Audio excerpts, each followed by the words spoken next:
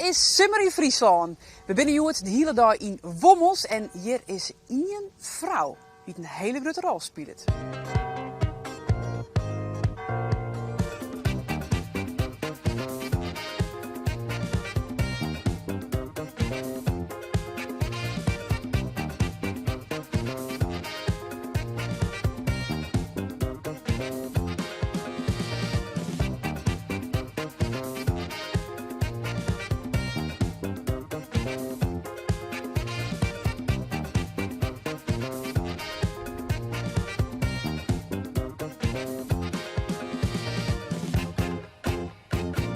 En dat is Clara de Vos van Steenwijk. Hoe kwam zij in Wommels, Johan? Hoe kwam zij in Wommels? Nou, haar neef woonde hier in Wommels. En haar neef dat weer de burgemeester van Wommels. Al in 1800, begin 1900. En dat is Peres Buma. En die kwam uit een adellijke familie. En die had hier een statenbouwer litten, hier in Wommels. En daar kwam ze vaak uit van huis. En ze had gewoon een skofje wennen. Toen voor ons de vrouw, maar ze was zo dan voor de ene meisje in het dorp, dus ik heel sociaal beginnen. Maar de meisje het een soort verdienen hier in het dorp en ze had natuurlijk de Freulepartij opgericht. Daar keer we haar vooral van. Daar keer we haar vooral van.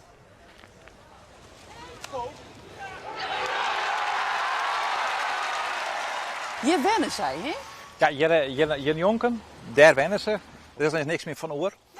Dit is helemaal afbrutsen. Die burgemeester, haar neef die wennen, die kregen mat met het sjerk en de politiek hier in de gemeente. Zo ben het boos. Die was boos, die had het afbreken laten. Het is naar Haarlem gegaan. En daar is er helemaal opgehouden, stien voor stien. Daar is uiteindelijk de bron in komen. Is een spookslot worden in feite, om samen te zitten. En helemaal vertut is, en in de jaren 60 is het afbrutsen. Dus er is niks meer van oor. Niks? Nou, niks. Wij staan hier op een bijzonder plek en dat is er nog van oor. En dat is een brechtje. Oh. En ja, stel er net te volle voor. Nee, maar het idee is wel leuk. Het idee is leuk. Dit is eigenlijk nog het authentieke brechtje wat nooit paarden. Ja, wat zij ook roen het. Ja, werd die vreugde rond het. En zo kon ze mooi ook nooit park, wat er achter de staten lag. Dat moet wel behouden blijven. Maar die feiten behouden blijven, ja, vind ik ook. Ja. Maar ja. Dit is ik haar nooit littenskip. Ja, deze huisnetjes staan bij de Freulewenten. En zij te verzwargen, dat is binnen blokken van fjouwen, dat zijn 12 wenten in totaal. Dat die hier komen binnen. Dus toen verderop in het dorp stond echt vertutte arbeidershuisjes. En zij hier wie een vrouw die echt had hier echt voor de eer met meisjes, een heel sociaal bewogen vrouw. En ze zou die huisjes met afbrutsen worden. En ik zwaarde ervoor dat er nieuwe huizen van die meisjes komen. Dus die kwamen hier. Dat waren dus ik de Freulewenten, mooi onderrongen van haar park. En aan de achterkant van die Freulewenten, ja, voor sommigen dus aan de voorkant, liet ze dus ik volkstuntjes maken.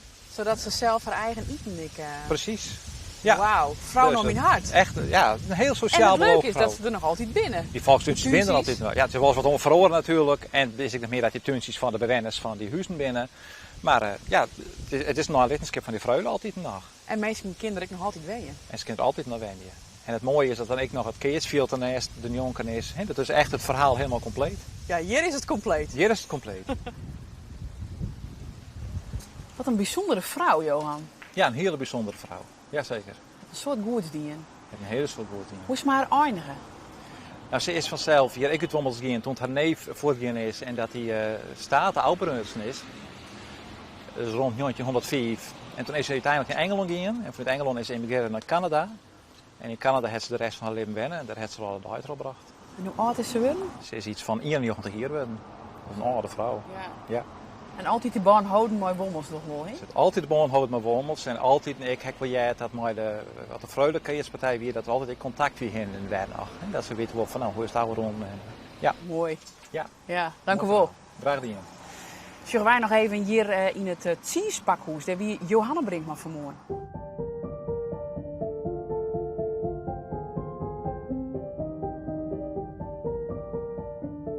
Wat heel grappig is als we hier beginnen boven, hier waar we nou staan op die kaaszolder met een rondje te rennen, dan is dat het eerste wat daar hangt, is een koeien-BH. Dit kregen koeien die een heel diep uier hadden, werd dit omgedaan om te voorkomen dat ze op hun tepels, op hun spenen gingen trappen. Eén boer die was zeer ontevreden over de werking van die BH. Die klaagde die naar die veearts toe van het helpt helemaal niet. En die veearts heeft toen hem gevraagd van, maar hoe doe je dat, hoe gebruik je dat dan? En toen bleek dat die boer 's nachts die BH bij die koeien afdeed. Toen vroeg die veearts, waarom doe je hem 's nachts nou af? Want dat is juist belangrijk, die BH 's nachts omblijft. Ja, dat deed zijn vrouw ook, zei hij. Dat deed hij bij de koeien, deed hij het ook maar. Maar dat hielp dus niet.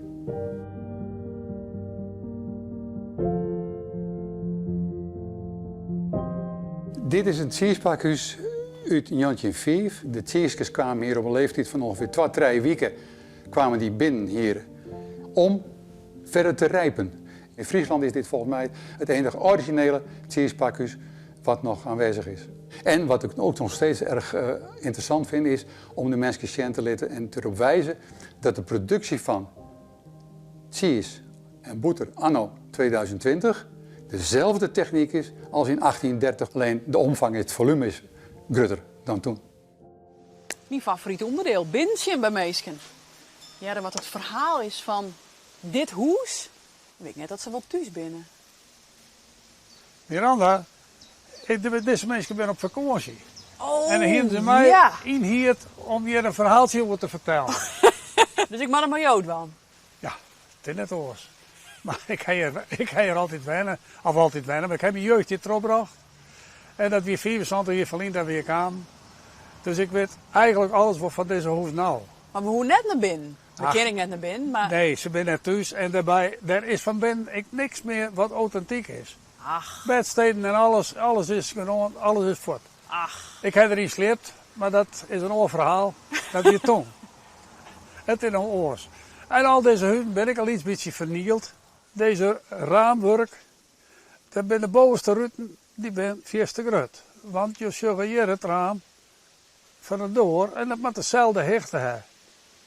Dus En die zie- ben er letter inzet. Ja, dit is een beetje verprutst al hier, want het is niet meer authentiek. En daarbij weer bovenste raam, dat weer glas en lood. En die koers ik net uitzetten, want men kon vroeger het raam omheen scholen. Oké. En dan hier mijn geraniums daar staan. En dat de steekmuggen, ja, dat die net binnen komen. Ben derde geraniums voor. Precies. Maar wat gebeurde in deze huizen? Want Hier daar waar- kwamen we voor. Hier waar het zees opslaan, want de boeren hier in de omtrek rond die tijd van 1850 gingen, waren die plaatsen groter en dan kregen die boeren zo gemiddeld 30, 35 kei. En in deze huizen waren die zeezen opslaan, want de boeren hadden geen plak om zeezen op te slaan. Oké. Dus dat weer levendige handel in wommels. Dus die season je dan... Nee, op een zolder. Oh, op zolder, ja. Die waren naar boven gebracht en men slipt en men wennen beneden. En bovenop die zolder, daar weer, zeg maar even, 40 ton zees, hè? En hij jou dat nog mooi maken dat die season hier te droeg in wien. Nee, je rondom 1892 en 1893 binnen 2 melkfabrieken in Wommels kwamen. Ja. En die hadden hun eigen zeesopslag. Toen weer dit verhaal helemaal uit. Ja. Toen houdt dit verhaal op. Die zeeshoezen in Wommels, die zijn alleen markant en zwierbouwd. En die staan er alweer nog heel goed bij. Ja. En die gewoon prettig huis om in te wennen, maar een huishouding. Echt wel. Ja, dan moet een soort plezier wennen. Ja, we hebben hier een heel soort plezier hebben hier in deze omkritten omslaan. Hè. Ik onthoud die tip van die geraniums. Dat ging daar passen. Bedankt. Wol aan de binnenkant van het raam. Hè. Oh, aan de binnenkant. Ja, net. Oh, dat vind ik altijd zo leuk eruit zien aan de binnenkant. Nou, bedankt. Ja, dank je. Hoi. Succes. Ik wommels is Semmer in Friesland. Morgen, de laatste dag van deze week, binnen we in Damwart.